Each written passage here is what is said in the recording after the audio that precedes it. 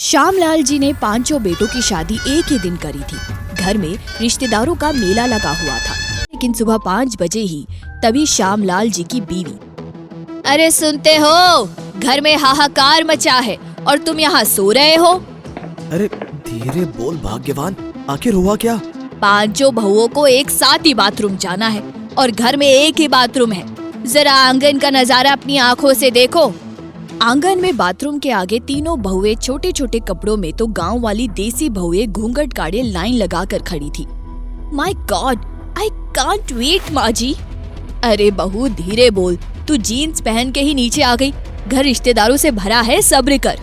माँ जी मैंने तो शॉर्ट्स पहन लिए हैं। आई हेट कि मेरे कपड़ों में कोई भी चीज टच हो जाए वॉशरूम की। उफ, यू आर राइट, मैंने भी शॉर्ट स्कर्ट पहना है। सौम्या, मुझे भी लॉन्ग ड्रेस में वॉशरूम जाना पसंद नहीं। हे भगवान, कलयुग, आप तीनों की ही तो टांगे दिख रही है, अभी तू मुंह दिखाई भी ना हुई। भैया मैंने तो अपनी साड़ी ना उतारी। अरे अम्मा जी, आखिर गुसल खाने में है कौन? मैं तो लोटा लेकर बाहर ही बैठ जाती हूँ। छी छी, डिस्कस्टिंग, ये गांव के लोग। अरे मेरा मुंह ना खुलवाना दीदी, गांव की तो हूँ, पर ये नेकर पहन के तो सास के आगे नहीं घूमती। अरे तो इसमें बुरा क्या है? साड़ी पहन के बड़ी सफाई से रह पाओगी क्या? मम्मा मैं वेट नहीं कर सकती, आप दरवाजा खुलवाइए ना। अरे माँ जी, इस तरह लाइन लगा के कब तक खड़े रहेंगे? अरे हाँ हाँ, बस अभी खुलवाती हूँ। कौन है भाई? जरा जल्दी बाहर आओ, नई बहुओं को जाना है। अंदर से ताऊजी की आवाज आती है। अरे सुधा, ये मैं हूँ तेरा जेठ। कल खाना ज्यादा खा लिया तो थोड़ी बदहजमी हो गई। जरा बहुओं से कह दे पर्दा कर ले, मैं आ रहा हूँ। What? पर्दा? मेरे पेट में दर्द हो रहा है।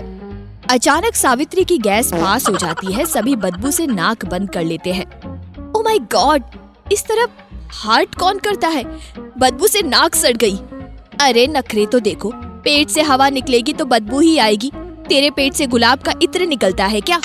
तभी ताऊजी धोती बांधते हुए बाथरूम से बाहर निकलते हैं और नई बहुओं को शॉर्ट स्कर्ट फ्रॉक में देखकर खुद ही अपनी धोती से अपना मुंह छुपाकर वहां से चले जाते हैं। हे भगवान, ये कैसा पाप कराया। अरे ये श्यामलाल ऐसी बहुएं घर में ले आया, अब तो खैर इसी में है कि अपना ही मुंह छुपा लो। शीना बाथरूम में घुसती है।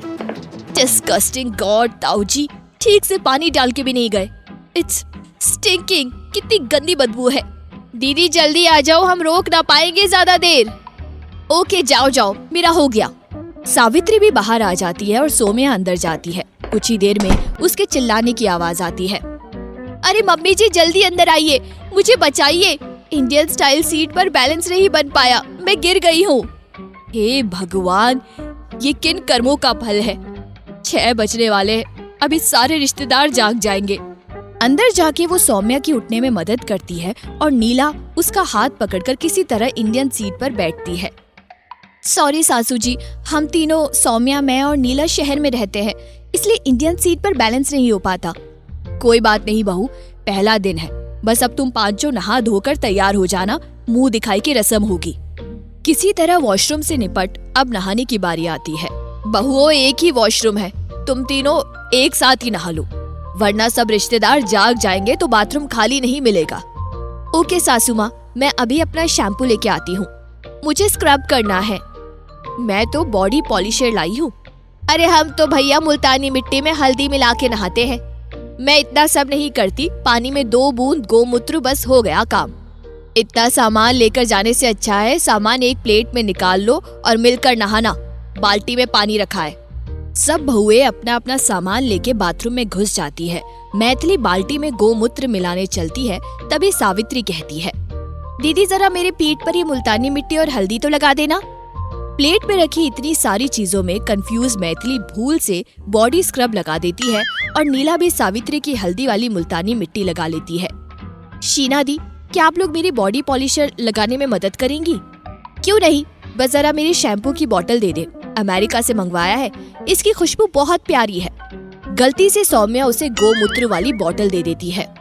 शीना शैम्पू सर पर डालती है तो गोमूत्र की बदबू से घबरा जाती है। उसके हाथ से बोतल छूट के बाल्टी में गिर जाती है। ओह, ये कैसी बदबू है? मेरे पूरे शरीर में बदबू आ रही है। छी छी, ये मैं सहन नहीं कर सकती। अरे हाय धैया मैथिली दीदी, मेरे पीठ पर आपने क्या लगा दिया है? लगता है पूरी पीठ छिल गई है। ओह गॉड, ये क्या है येलो येलो, मेरी पूरी बॉडी पर लग गया। ये क्या है? It's looking like potty. Neela और सौम्या उल्टी करने लगती है। लगता है सब सामान एक दूसरे के सामान से बदल गया। चलो अब पानी से ही नहा लेते हैं। गोमूत्र गिर जाने के कारण पानी बिल्कुल गोबर जैसा महक रहा था। अरे ये गोमूत्र से इतनी झाग निकल रही है, ये तो सर से जा ही नहीं रही। मुझे तो ना आ रही बदबू, खुशबू आवे है उल्टा। गोमूत्र की बदबू के कारण शीना, सौम्या और नीला बिना ठीक से नहाए टॉवल लपेट के बाहर आ जाती है। मैथिली भी शीना के शैम्पू की झाग और सावित्री स्क्रब की रगड़ से घबराए हुए पेटीकोट गले में बांध बाहर आ जाती है। हाय दैया सुधा, तेरी बहुएं तो देख बिना कपड़ों के बाहर आ गई। किसी के सर पे शैम्पू है तो किसी के मुंह पे हल्दी। Mummy ji please help me, मेरे सर से गोबर का बदबू आ रहा है। मेरा अमेरिका का शैम्पू था। मेरा बॉडी स्क्रब कितना गंदा पॉटी जैसा बन गया, निकल भी नहीं रहा सासू माँ। अरे अम्मा जी, हमरे सर पैर तो ये झाग का पहाड़ बन गया है, जितना धोए उतना बढ़ता जाए है। ऊपर से गोबर की बदबू। मम्मी हमारी मदद करिए। अरे लक्ष्मी, जरा अपनी भाभीयों की मदद कर। बुआ जी आप सबको वही रोक लो, इज्जत का सवाल है। अरे कसम से बुढ़ापे में यही देखना रह गया था बहू। अरे भैया आंखें बंद करो, आगे ना जाना, क्या क्या देखना बाकी है। लक्ष्मी कुएं से पानी निकाल उनको आंगन में नहाने में मदद करती है। वे सब नहाकर वही कपड़े बदलने लगती है और उनके लगाए परफ्यूम से घर महकने लगता है। हे भगवान, इज्जत बचाना, चलो ये मुसीबत तो टली। अरे सुधा, 5 दिशाओं से 5 बहुएं लाई है, अभी न टली है तेरी मुसीबत। ये देख, आधा घर खुशबू से महक रहा है और आधा गोबर की बदबू से बास मारने लगा है। अरे जीजी, मेरा दिमाग काम नहीं कर रहा, मुंह दिखाई हो जाए। तभी शीला, नीला और सौम्या हाई हील और शॉर्ट स्कर्ट में और सावित्री और मैथिली भी साड़ी में आ जाती है। मम्मी जी हम सब तैयार हो गए, आप टेंशन मत लीजिए, सबको बुला लीजिए। दैया रे दैया, सब लोग तुम लोगों का चेहरा देखने आ रहे हैं और तुम लोग इस तरह नंगी पुंगी बैठी हो। अरे जो चेहरा पहले से ही खुला है, भला उसे कोई क्या देखेगा। सही कहा दीदी आपने, अब तो रिश्तेदारों के सामने मजाक ही उड़ेगा। मैंने ये सब सोचा ही नहीं। अरे बहुओं, ये तुम्हारा घर है, 5 बहुओं के होते हुए भी घर की इज्जत गई काम से। ऐसा कभी नहीं होगा माँ जी, हमारे रहते हुए तो कभी नहीं होगा। क्यों शीना दीदी, सौम्या दीदी और नीला दीदी, क्या हम लोग अपने घर के नाक कटने देंगे? 5 बहु एक साथ बोली, कभी नहीं कभी नहीं। पर बहुओं अब होगा क्या, गाँव के लोग तुम्हारे कपड़े देखकर बहुत ताने मारेंगे। दीदी आप अपनी शादी की चुनरी अपनी स्कर्ट पर साड़ी की तरह लपेट अपने चेहरे घूंघट से ढक लीजिए। सभी लोग उसकी बात मानकर ऐसा ही करते हैं। एक एक करके सभी रिश्तेदार आते हैं और उनके घूंघट उठाकर उनका चेहरा देखते हैं और उनकी तारीफ करके चले जाते हैं। तुम 5 ने तो घर की इज्जत रखी। असली बहू वही होती है जो वक्त पड़ने पर मिलकर एक दूसरे का साथ देती है और घर की इज्जत बचाती है। तभी वहाँ ताऊजी आते हैं। उन्हें देखते ही 5 बहुएं इज्जत से उठ जाती है। स्कर्ट पर चुनरी ओढ़कर बैठने पर तो पैर ढके थे, खड़े होते ही उनके पैर दिखने लगते हैं और चगरा ढका रहता है। ताऊजी राम राम करते हुए अपना चेहरा ढक लेते हैं। मैं यही कहूँगी, बहुओं हो तो सुधा की बहू जैसी हो। खुश, मुंह दिखाई में मुंह तो छुपा ही लिया। सब हंसने लगते हैं और सभी वादा करती है कि धीरे धीरे वे सब सीख घर की इज्जत दाव पर ना लगने देगी। जीवन पहले की तरह खुशी खुशी चलने लगता है। पेट से हवा निकलेगी तो बदबू ही आएगी। तेरे पेट से गुलाब का इत्र निकलता है क्या? तभी ताऊजी धोती बांधते हुए बाथरूम से बाहर निकलते हैं और नई बहुओं को शॉर्ट स्कर्ट फ्रॉक में देखकर खुद ही अपनी धोती से अपना मुंह छुपाकर वहां से चले जाते हैं। हे भगवान, ये कैसा पाप कराया। अरे ये श्यामलाल ऐसी बहुएं घर में ले आया, अब तो खैर इसी में है कि अपना ही मुंह छुपा लो। शीना बाथरूम में घुसती है। डिस्गस्टिंग गॉड, ताऊजी ठीक से पानी डाल के भी नहीं गए। इट्स स्टिंकिंग, कितनी गंदी बदबू है। दीदी जल्दी आ जाओ, हम रोक ना पाएंगे ज्यादा देर। ओके जाओ जाओ, मेरा हो गया। सावित्री भी बाहर आ जाती है और सौम्या अंदर जाती है। कुछ ही देर में उसके चिल्लाने की आवाज आती है। अरे मम्मी जी जल्दी अंदर आइए, मुझे बचाइए। इंडियन स्टाइल सीट पर बैलेंस नहीं बन पाया, मैं गिर गई हूँ। हे भगवान, ये किन कर्मों का फल है। 6 बजने वाले हैं, अभी सारे रिश्तेदार जाग जाएंगे। अंदर जाके वो सौम्या की उठने में मदद करती है और नीला उसका हाथ पकड़कर किसी तरह इंडियन सीट पर बैठती है। सॉरी सासू जी, हम तीनों सौम्या, मैं और नीला शहर में रहते हैं, इसलिए इंडियन सीट पर बैलेंस नहीं हो पाता। कोई बात नहीं बहू, पहला दिन है, बस अब तुम पांचों नहा धोकर तैयार हो जाना, मुंह दिखाई की रस्म होगी। किसी तरह वॉशरूम से निपट अब नहाने की बारी आती है। बहुओं, एक ही वॉशरूम है, तुम तीनों एक साथ ही नहा लो, वरना सब रिश्तेदार जाग जाएंगे तो बाथरूम खाली नहीं मिलेगा। ओके सासू माँ, मैं अभी अपना शैम्पू लेके आती हूँ, मुझे स्क्रब करना है। मैं तो बॉडी पॉलिशर लाई हूँ। अरे हम तो भैया मुल्तानी मिट्टी में हल्दी मिला के नहाते हैं। मैं इतना सब नहीं करती, पानी में 2 बूंद गोमूत्र बस हो गया काम। इतना सामान लेकर जाने से अच्छा है सामान एक प्लेट में निकाल लो और मिलकर नहाना, बाल्टी में पानी रखा है। सब बहुएं अपना अपना सामान लेके बाथरूम में घुस जाती है। मैथिली बाल्टी में गोमूत्र मिलाने चलती है, तभी सावित्री कहती है, दीदी जरा मेरे पीठ पर ये मुल्तानी मिट्टी और हल्दी तो लगा देना। प्लेट में रखी इतनी सारी चीजों में कंफ्यूज मैथिली भूल से बॉडी स्क्रब लगा देती है और नीला भी सावित्री की हल्दी वाली मुल्तानी मिट्टी लगा लेती है। शीना दी, क्या आप लोग मेरी बॉडी पॉलिशर लगाने में मदद करेंगी? क्यों नहीं, बस जरा मेरी शैम्पू की बोतल दे दे, अमेरिका से मंगवाया है, इसकी खुशबू बहुत प्यारी है। गलती से सौम्या उसे गोमूत्र वाली बोतल दे देती है। शीना शैम्पू सर पर डालती है तो गोमूत्र की बदबू से घबरा जाती है। उसके हाथ से बोतल छूट के बाल्टी में गिर जाती है। ओह, ये कैसी बदबू है, मेरे पूरे शरीर में बदबू आ रही है। छी छी, ये मैं सहन नहीं कर सकती। अरे हाय धैया मैथिली दीदी, मेरे पीठ पर आपने क्या लगा दिया है? लगता है पूरी पीठ छिल गई है। ओह गॉड, ये क्या है येलो येलो, मेरी पूरी बॉडी पर लग गया, ये क्या है? It's looking like potty. Neela और सौम्या उल्टी करने लगती है। लगता है सब सामान एक दूसरे के सामान से बदल गया। चलो अब पानी से ही नहा लेते हैं। गोमूत्र गिर जाने के कारण पानी बिल्कुल गोबर जैसा महक रहा था। अरे ये गोमूत्र से इतनी झाग निकल रही है, ये तो सर से जा ही नहीं रही। मुझे तो ना आ रही बदबू, खुशबू आवे है उल्टा। गोमूत्र की बदबू के कारण शीना, सौम्या और नीला बिना ठीक से नहाए टावल लपेट के बाहर आ जाती है। मैथिली भी शीना के शैम्पू की झाग और सावित्री स्क्रब की रगड़ से घबराए हुए पेटीकोट गले में बांध बाहर आ जाती है। हाय दैया सुधा, तेरी बहुएं तो देख बिना कपड़ों के बाहर आ गई। किसी के सर पे शैम्पू है तो किसी के मुंह पे हल्दी। Mummy ji please help me, मेरे सर से गोबर का बदबू आ रहा है। मेरा अमेरिका का शैम्पू था। मेरा बॉडी स्क्रब कितना गंदा पॉटी जैसा बन गया, निकल भी नहीं रहा सासू माँ। अरे अम्मा जी, हमरे सर पैर तो ये झाग का पहाड़ बन गया है, जितना धोए उतना बढ़ता जाए है, ऊपर से गोबर की बदबू। मम्मी हमारी मदद करिए। अरे लक्ष्मी, जरा अपनी भाभीयों की मदद कर। बुआ जी आप सबको वही रोक लो, इज्जत का सवाल है। अरे कसम से बुढ़ापे में यही देखना रह गया था बहू। अरे भैया आंखें बंद करो, आगे ना जाना, क्या क्या देखना बाकी है। लक्ष्मी कुएं से पानी निकाल उनको आंगन में नहाने में मदद करती है।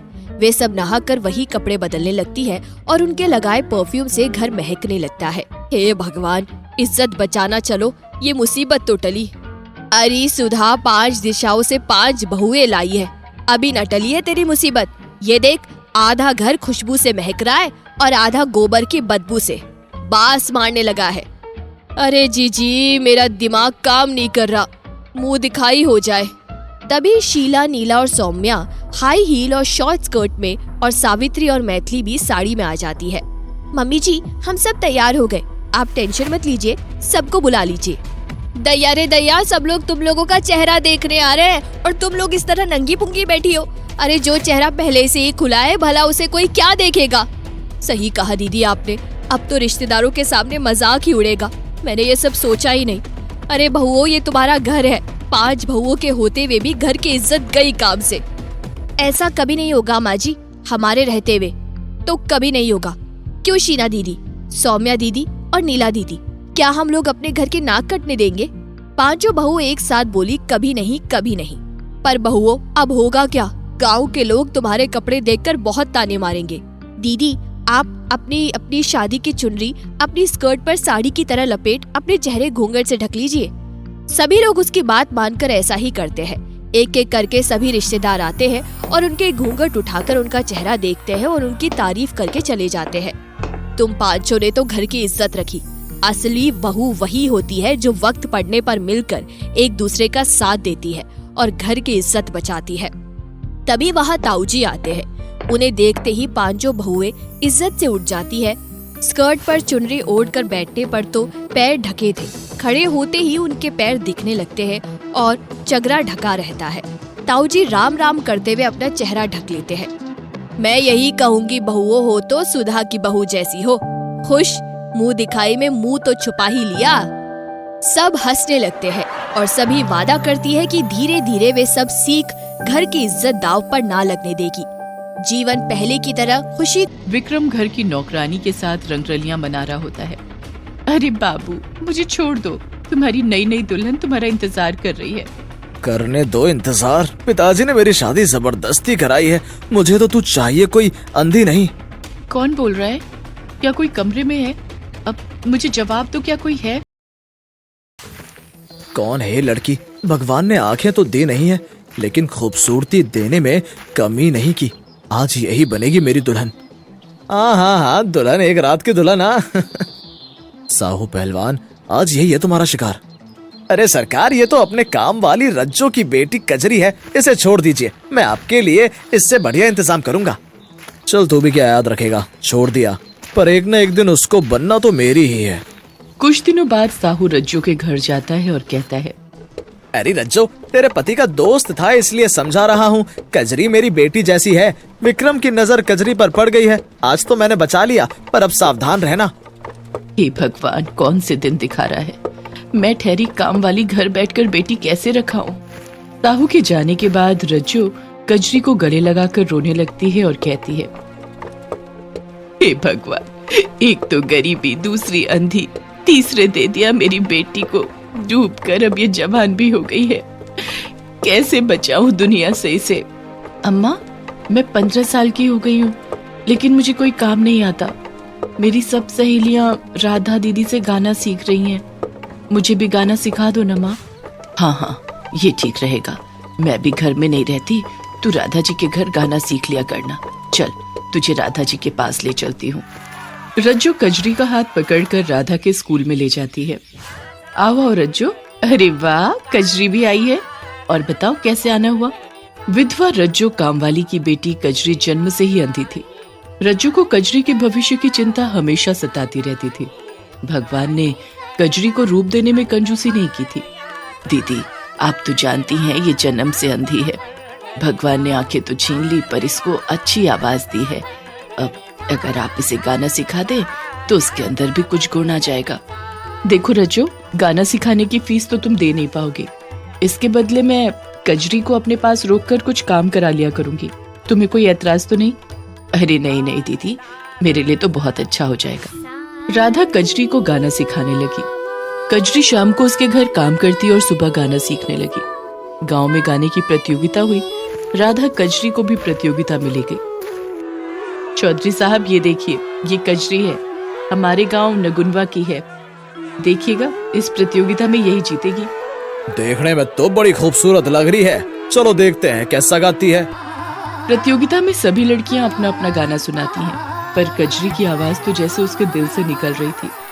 सभी उसकी आवाज पर वाह वाह करने लगते हैं। अरे राधा, तू तो सब जानती है, इस लड़की ने तो मेरा दिल जीत लिया। शाम सवेरे इसके गाए भजन सुन लूंगा तो जिंदगी स्वर्ग हो जाएगी। मैं समझी नहीं, आप क्या कहना चाहते हैं? कजरी काम वाली बाई रज्जो की बेटी है, वो भला रोज आपको भजन कैसे सुनाएगी? अरे राधा, तू तो मेरे बेटे विक्रम के बारे में जानती ही है। रज्जो गरीब है और फिर कजरी अंधी भी है। तू कजरी की शादी विक्रम से करवा दे। ये आप क्या कह रहे हैं चौधरी जी? इस बेचारी गरीब के साथ इतना बड़ा अन्याय कैसे कर सकते हो? विक्रम बाबू के साथ शादी करने से अच्छा है इस लड़की का कत्ल कर दिया जाए। राधा, अगर इस गांव में रहना है तो मुझसे दुश्मनी बहुत महंगी पड़ेगी। तेरे लिए यही अच्छा है कि जो मैंने कहा वही कर। चौधरी साहब उसके हाथ में 1 लाख रुपए रख देते हैं। अपनी जान के डर से राधा रज्जो के पास जाती है और कहती है, अरे ओ राधा, मुंह मीठा करा। तेरी कजरी के लिए चौधरी साहब के यहाँ से रिश्ता आया है। वो तेरी कजरी को बहू बनाना चाहते हैं। तेरे तो भाग्य खुल गए। हे राम, राधा जी, ये क्या बोल रही हो? क्या उनकी बहू बनाने से बेहतर तो है कि अपनी बेटी का गला घोट दूं? अरे पागलपन की बात मत कर। अगर कजरी की शादी त्यागी साहब के घर हो गई तो तेरा बुढ़ापा भी संवर जाएगा। आखिर तो तू उनकी समधिन बन जाएगी, तो तुझे ऐसे थोड़ी रहने देंगे। हाँ दीदी, बात तो सही है, एक बार कजरी से पूछ लेती हूँ। अरे ये ले, 1 लाख रुपए हैं, चौधरी साहब ने रिश्ता पक्का करने के लिए दिए हैं। अब तू घर में घी के दिए जला, तेरे घर तो साक्षात लक्ष्मी आने वाली है। राधा जी के दबाव में आकर रज्जो कजरी की शादी चौधरी के बेटे विक्रम से कर देती है। बारात आती है, खूब नाच गाना होता है और कजरी अपने ससुराल चली जाती है। सुहाग रात के दिन कजरी अपने पति का इंतजार कर रही होती है कि उसे अचानक कोई आवाज सुनाई देती है। ये कैसी आवाज आ रही है? कुछ समझ में नहीं आ रहा है। क्या कमरे में कोई और भी है? अब मुझे बिस्तर पर नींद नहीं आ रही है, मैं जमीन पर सो जाती हूँ। कजरी जमीन पर लेट जाती है और उसके बिस्तर पर विक्रम घर की नौकरानी के साथ रंगरलियां मना रहा होता है। अरे बाबू, मुझे छोड़ दो, तुम्हारी नई नई दुल्हन तुम्हारा इंतजार कर रही है। करने दो इंतजार, पिताजी ने मेरी शादी जबरदस्ती कराई है, मुझे तो तू चाहिए, कोई अंधी नहीं। कौन बोल रहा है? क्या कोई कमरे में है? अब मुझे जवाब दो, क्या कोई है? विक्रम नौकरानी को चुप रहने का इशारा करके कहता है। चुपचाप सो जाओ, मेरी तबीयत ठीक नहीं है, मैं कमरे में ही हूँ। मैं आपका सर दबा दूं? कहा ना चुपचाप सो जाओ, अभी मैं कोई आवाज नहीं सुनना चाहता। मुंह पर घूंघट डाले कजरी चुपचाप जमीन पर सोने की कोशिश करती है। पूरी रात उसे अजीब अजीब सी आवाज आती रहती है। सुबह होते ही उसकी सास दरवाजा खटखटाती है। क्यों महारानी, बेटी तो तू काम वाले की है, पर तेरी नखरे तो राजकुमारियों के हैं। अरे नीचे आकर काम देख, अंधी कहीं की, और कुछ नहीं तो आकर मेरे पैर दबा। माँ जी, वो कहाँ है? वो पूरी रात घर नहीं आए, वो ठीक तो है ना? करम चली, तुझे लगता है मेरा बेटा तुझे छुएगा? अरे हम चौधरी हैं, चौधरी। ये तो इनकी मति मारी गई थी कि मेरे इकलौते बेटे की शादी तुझसे कर दी। माँ जी, क्या वो मुझे पसंद नहीं करते?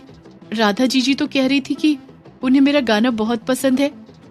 अरे बातें बनाना बंद कर, मेरे बेटे ने तो तेरी शक्ल भी नहीं देखी होगी, गाने की तो बात ही दूर है।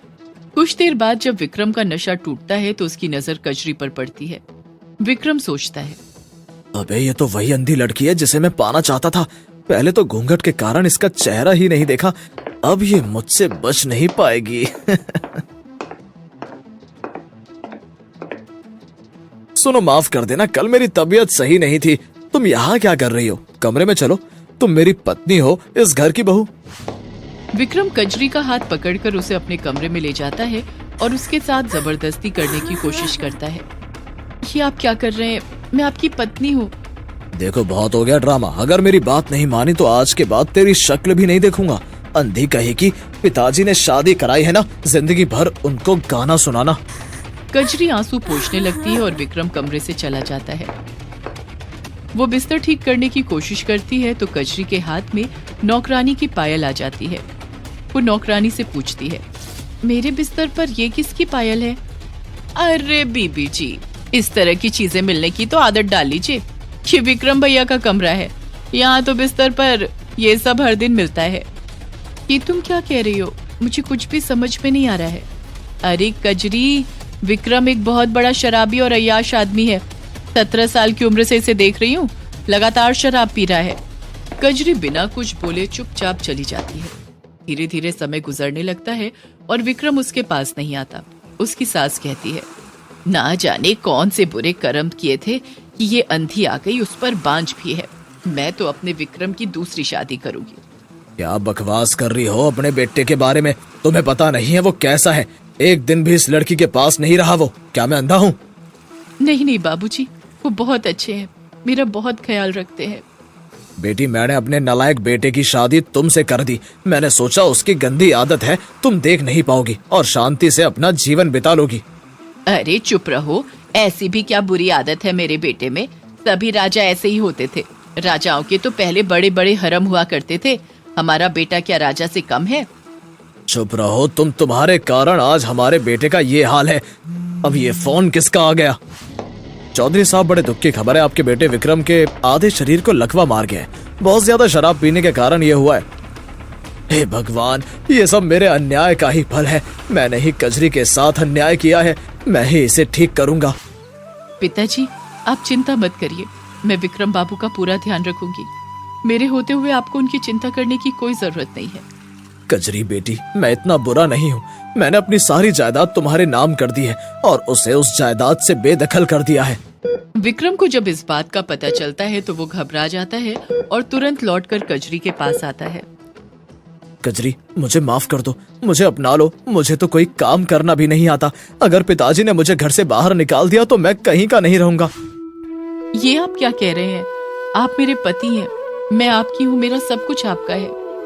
विक्रम कजरी की बात सुनकर हैरान हो जाता है और उसे अपने किए पर पश्चाताप होने लगता है। वो धीरे धीरे अपनी बुरी आदतों को छोड़ देता है और कजरी को पूरी तरह से अपना लेता है। एक दिन सुबह, तो बस यही उल्टियां कर रही है, ये करमचली ना जाने क्या खा लिया है। अरे माँ, तुम दादी बनने वाली हो। दादी, कल ही इसे डॉक्टर को दिखाकर लाया हूँ। इस घर का वारिस आने वाला है। अरे तू क्या कह रहा है? क्या ये सच है? अजी सुनते हो? हम लोग दादा दादी बनने वाले हैं। कजरी बहू ने तो हमें जीवन की सारी खुशियाँ दे दी। ये सब आपके आशीर्वाद का फल है माता जी, वरना मैं अंधी, मुझे दुनियादारी का क्या पता। चल बेटी, अपनी आवाज में एक मीठा सा गीत सुना। कजरी गाना गाने लगती है। तुम ही मेरे मंदिर, तुम ही मेरी पूजा, तुम ही देवता हो, तुम ही देवता हो। तभी कजरी को अपना लेते हैं और खुशी खुशी रहने लगते हैं। उमा के 2 बेटे थे, रोहन और मोहन। उसके बड़े बेटे रोहन की शादी हो चुकी थी और उमा गोरी चमड़ी वाली अपनी बहू श्रद्धा को देखकर फूली नहीं समाती थी।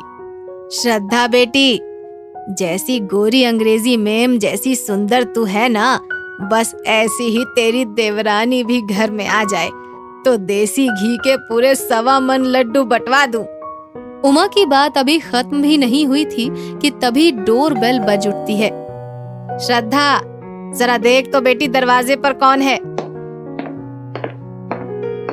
श्रद्धा ने जैसे ही दरवाजा खोला तो मोहन एक साउथ इंडियन लड़की को दुल्हन के जोड़े में लिए खड़ा था। उसे देखते ही श्रद्धा ने अपनी सास पर ताना कसा। ओ माँ जी, लो आ गई गोरी अंग्रेजी जैसी सुंदर बहू, अब बंटवा लो देसी घी के 1.25 मन लड्डू। ये सुनते ही उमा दौड़कर दरवाजे पर आई और काली बहू को देखकर हैरान रह गई। आयो अम्मा, पाए लागू जी। बेटा, ओ बेटा मोहन, ये क्या किया तूने? सचमुच शादी कर ली है? हाँ माँ, मुझे लक्ष्मी बहुत पसंद है। क्या तुम्हें अपनी बहू पसंद आई? ये सुनकर उमा की जीभ अचानक तुतला गई। बहू बहू तो तू लाखों में ढूंढ कर लाया है बेटा। चल बहू को अंदर ले आओ। उमा बहू का अपमान करके बेटे को नाराज नहीं करना चाहती थी, इसीलिए चुपचाप ही रहती है। मगर काली और साउथ इंडियन बहू को घर में देखकर वो मन ही मन कुड़ती रहती थी। बहू, ए श्रद्धा बहू, बहुत भूख लगी है, जरा खाना तो ले आओ बेटा। तभी लक्ष्मी ने सांभर डोसा लाकर उसके सामने रख दिया। ये क्या है बहू? आयो अम्मा, ये सांभर डोसा, नारियल का चटनी जी। ऐसा खाना तो मेरे बाप दादा ने भी नहीं खाया, फिर मैं कैसे खाऊं? उठा अपने इस सांभर ठूसा को, और मुझे नहीं खाना ये सब। आप इसे रहने दीजिए, मैं आपके लिए मूली के पराठे बनाकर लाती हूँ माँ जी। हाँ हाँ, जल्दी ले आ बेटा। इस घर में आकर लक्ष्मी का काला रंग उसके लिए अभिशाप बन गया था, क्योंकि उमा की नजरों में उसकी कुत्ते जितनी कदर नहीं थी। वो उसे बात बात पर नीचा दिखाने की कोशिश करती थी। लो कर लो बात, उल्टे तवे सी शक्ल है और उसे भी आईने में निहार रही है। बहू, क्यों आईने की बेइज्जती करने पर तुली हो? ये कहकर उमा हंसने लगती है और इस बात से लक्ष्मी के मन को गहरी ठेस लगती है, मगर उसने पलटकर कोई जवाब नहीं दिया। अयो परमात्मा, इस घर में तो संस्कार नाम की चीज ही नहीं है जी। हमारी सास को तो देखो, बस रंग देखकर ही बात करती है, हमारे कोमल हृदय को देखने की तो कभी कोशिश ही नहीं करती जी। ये कहकर लक्ष्मी की आंखें भर आती हैं। फिर कुछ दिन बाद सबको लक्ष्मी की जेठानी के भाई की शादी में जाना था। अरे माँ जी, आप क्यों मुंह लटकाए बैठी हैं? अभी तक आप तैयार नहीं हुई? मैं शादी में क्या मुंह लेकर जाऊं बड़ी बहू, वहाँ इस काली कलूटी लक्ष्मी को देखकर सब ताने कसेंगे। मुझसे ये बेइज्जती सहन ना होगी। ये सुनकर श्रद्धा ने सास को समझाया, माँ जी, मैं यही तो चाहती हूँ कि शादी उत्सव में लोग इसकी बेइज्जती करें और ये हमारे मोहन को छोड़कर भाग जाए। फिर तो हम उसके लिए अंग्रेजी मेम सी गोरी बहू ला ही सकते हैं ना। अरे हाँ, ये तो मैंने सोचा ही नहीं बहू। शादी के उत्सव में और लोग तो लक्ष्मी के काले रंग को लेकर कोई खास बात नहीं कर रहे थे, मगर उसकी सास और जेठानी उसे बार बार बेइज्जत करने में लगी थी। भाभी, मेरी चांद सी देवरानी से मिलो, इसे लाखों में से ढूंढ कर लाए हैं हमारे देवर जी। मुझे तो पागल ही लगता है तेरा देवर, इस काली कलूटी में ऐसा क्या देखा उसने? इससे काली तो भैंस भी ना होगी, बहू कहते हुए शर्म नहीं आती। जहाँ ले जाओ वहीं ऐसे ही बेइज्जती होती है, इसने तो नसीब ही फोड़ दिए हैं हमारे। इस तरह के ताने सुनकर लक्ष्मी को रोना आ जाता है और वो चुपचाप वहाँ से घर के लिए निकल जाती है। अयो, इस रोज रोज की बेइज्जती से तो अच्छा है कि अपना जान ही खो दूं। परमात्मा ने हमको काली कलूटी बनाकर हम पर बड़ा जुल्म ढाया है जी। तभी लक्ष्मी को किसी औरत की आवाज सुनाई देती है, आईना खरीद लो बेटी, ऐसे आईने पूरी दुनिया में कहीं नहीं मिलेंगे, आईना ले लो। ये सुनकर लक्ष्मी गुस्से में बोली, आयो अम्मा, हमारा सूरत तो देखो जी, ऐसा काला कलूटा सूरत को आईने में क्या देखो जी। मायूस ना हो बेटी, बस एक बार मेरे आईने को उठाकर उसमें झांक कर तो देख, हो सकता है तेरे मन की मायूस कली खिल उठे। उसके इस आग्रह को लक्ष्मी ठुकरा न सकी। उसने आईने में खुद को देखा तो मारे खुशी के उछल पड़ी। आयो अम्मा, ये कैसा चमत्कार जी, हमारा काला रंग तो निखरा निखरा गोरा हो गया, हमें ये आईना चाहिए जी। चाहिए तो ले जाओ बेटी, पर ऐसी ही गोरी बनी रहने के लिए तुम्हें रोज एक बार इस आईने में अपना चेहरा जरूर देखना होगा। ये सुनकर लक्ष्मी बोली, और कुछ अम्मा? और ये बेटी कि तुम्हारे सिवा जो कोई भी इस आईने में देखेगा, तुम्हारा ये काला रंग उस पर चढ़ जाएगा। क्या उसका रंग फिर कभी वापस नहीं आएगा? उसके लिए तुम्हें इस आईने में देखना होगा। जैसे ही तुम इस आईने में देखोगी, उसका रंग वापस आ जाएगा, पर तुम्हारा रंग हमेशा के लिए काला होकर रह जाएगा। लक्ष्मी का गोरा रंग देखकर उमा और श्रद्धा दोनों दांतों तले उंगली दबा लेते हैं। अरे, मद्रासन बहू तो अंग्रेजी मैम जैसी दिखने लगी है, ये चमत्कार कैसे हुआ? आयो अम्मा, सब परमात्मा की देन है जी। किसी क्रीम श्रीम का जादू होगा माँ जी, देखना 2 रोज में चला जाएगा। लक्ष्मी में ये परिवर्तन होने के साथ ही उमा दिन रात उसी की बड़ाई करने लगी और इतनी खुश हुई कि मोहल्ले भर की औरतों को दावत पर अपने घर बुला लिया। गोरी तो मेरी बड़ी बहू भी है, पर छोटी के मुकाबले कम ही गोरी है। छोटी बहू को देखकर तो मेरी भूख ही गायब हो जाती है। हाँ उमा बहन, तेरी छोटी बहू के आगे तो चांद भी फीका लगता है। क्यों बड़ी बहू? श्रद्धा, क्या मैं गलत कह रही हूँ? श्रद्धा उसकी बात का कोई जवाब नहीं देती। वो चुपचाप वहाँ से चली जाती है और उस दिन के बाद लक्ष्मी से ईर्ष्या करने लगती है। जरूर लक्ष्मी के पास कोई जादुई चीज है, वरना कोयले जैसी इसकी चमड़ी मुझसे भी गोरी कभी नहीं हो पाती।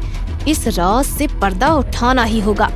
यही सोचकर श्रद्धा उस पर नजर रखने लगती है और एक दिन उसने लक्ष्मी को जादुई आईने में निहारते हुए देख लिया।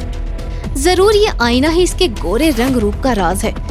इसमें तो मुझे भी एक बार खुद को देखना ही पड़ेगा। यही सोचकर उसने लक्ष्मी के कमरे में से वो आईना चुरा लिया और फिर उसमें जैसे ही अपना मुखड़ा देखा तो तुरंत जोर जोर से चीखने लगी। हाय राम, मैं तो एकदम काली कलूटी नजर आने लगी। अब क्या होगा? माँ जी, मुझे बचाओ, माँ जी, मुझे बचाओ। उसका रोना सुनकर उमा और लक्ष्मी दौड़ते हुए उसके पास आते हैं। अरे ये क्या, तू तो काली कलूटी हो गई बहू। ये सब इस आईने में देखने से हुआ है माँ जी। आयो अम्मा, तुमको इस आईने में नहीं देखना चाहिए था दीदी, ये तो गजब हो गया। ये कहकर लक्ष्मी उनको जादुई आईने की सारी सच्चाई बता देती है और उस सच्चाई को जानने के बाद श्रद्धा रोते हुए कहती है, तुमने अपने काले रंग के कारण बहुत अपमान सहे हैं देवरानी जी, इसीलिए वही अपमान अब मुझे सहने दो। शायद भगवान ने मुझे ये मेरे पापों का दंड दिया है, इसीलिए मैं तुम्हें इस आईने में कभी नहीं देखने दूंगी। ये कहकर श्रद्धा आईने को तोड़ने की कोशिश करती है, मगर लक्ष्मी उससे आईना छीनकर उसमें खुद को देख लेती है। उसके आईने में देखते ही वो पहले जैसी काली हो जाती है और फिर श्रद्धा फिर से गोरी हो जाती है। तुमने ये क्यों किया लक्ष्मी? आइयो, क्योंकि दीदी अब तो तुम समझ ही गया होगा ना कि आदमी की कदर रंग से नहीं बल्कि उसके गुणों और चरित्र से होती है जी। हाँ बहू, बिल्कुल समझ गए, और अब तुम हमें इसी काले रंग में बहुत पसंद हो, क्यों बड़ी बहू? हाँ हाँ माँ जी। उस दिन के बाद उमा, श्रद्धा और लक्ष्मी तीनों मिलजुल कर खुशी खुशी रहने लगती हैं और गोरे व काले रंग के कारण उनके मन में कभी कोई भेद नहीं आता।